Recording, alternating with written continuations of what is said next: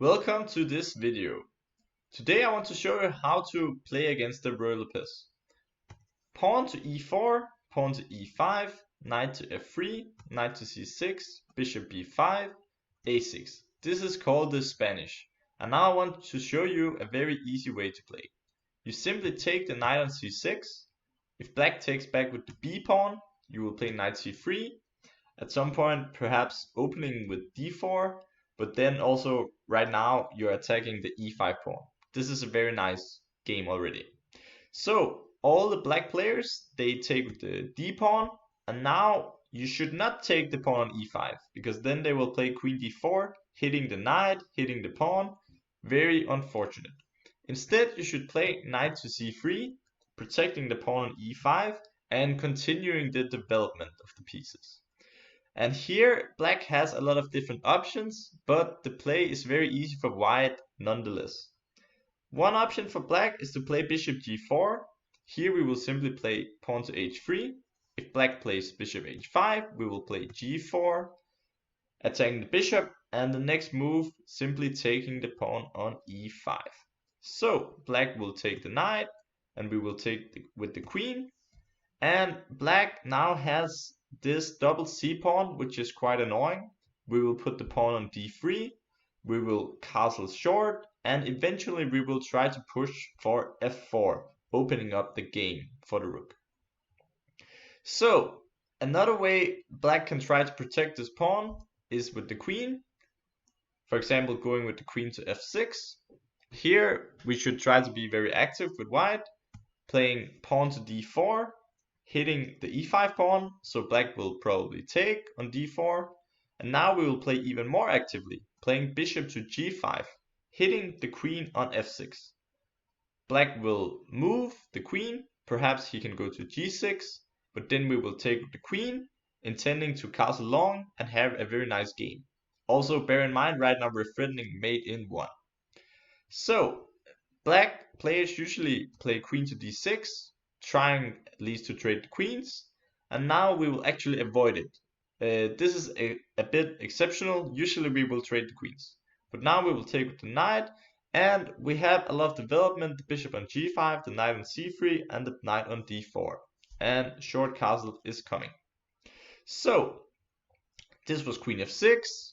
Another way is trying to play very tactically for black, playing bishop to c5, and now I will actually still recommend to take the pawn on e5, knight takes e5, and now if black takes the pawn on f2, which is the main line, I will take back with the king, queen can go to d4, checking, attacking the knight on e5 and hitting the king on f2, we'll move the king back to e1, black will take the knight, and now I recommend to play d3, following up with bringing the queen out to f3, developing the bishop, and at some point trying to bring the white king to either d2 or the queen side, where it will be very safe.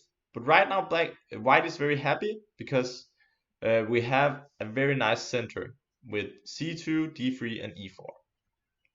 So this was bishop c5, not a big problem. Another way for black to play is very logical, to play bishop d6, defending the pawn. And now we will play, as we do in many lines, pawn to d4. Black will most likely take. We will take the queen, hitting the g7 pawn. And if black, for example, plays f6, my idea was to play knight from c3 to e2, intending to play bishop f4. And if we can exchange the bishops, we will have very simple play, because also black has a double c pawn, which is quite annoying for black. So this was bishop d6. Also black can try queen d6, again trying to defend the e5 pawn. We'll simply play pawn to d4. He can perhaps take, and we will take the queen. Again, trading the queens. Queen takes d4, knight takes d4, and we will try to make a setup where we play pawn to f3, bishop on e3, and king on f2, and perhaps sometimes also pawn to h4, grabbing space on the king side. But this setup is very solid and very easy to play, so no reason not to. Pawn to f6, however, is probably black's main defensive try. We will still play pawn to d4. If black tries to pin with bishop g4, we can simply take on e5. Black takes the queen, we take back. He will take the knight, we take back. Pawn takes e5.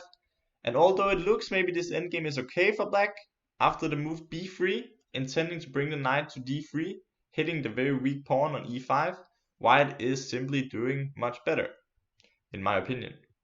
So, after pawn takes d4, which is the main move, we will take with the queen again, trading the queens. Queen takes d4, knight takes d4, and we will play a very similar setup as before. We will play, black will play bishop d7, and then we push f3. Again with similar ideas to bring the bishop on e3, the king on f2, and pawn on h4. And after long castle, I actually have two moves which are playable. White can play either h4, waiting a bit with the decision to play bishop e2 or king f2. The idea being if black now plays bishop b4, we can play bishop d2. In general, we would love to trade the dark squared bishops. That would give us a great endgame where we can make use of this majority here, being 4 pawns here against black's only 3 pawns.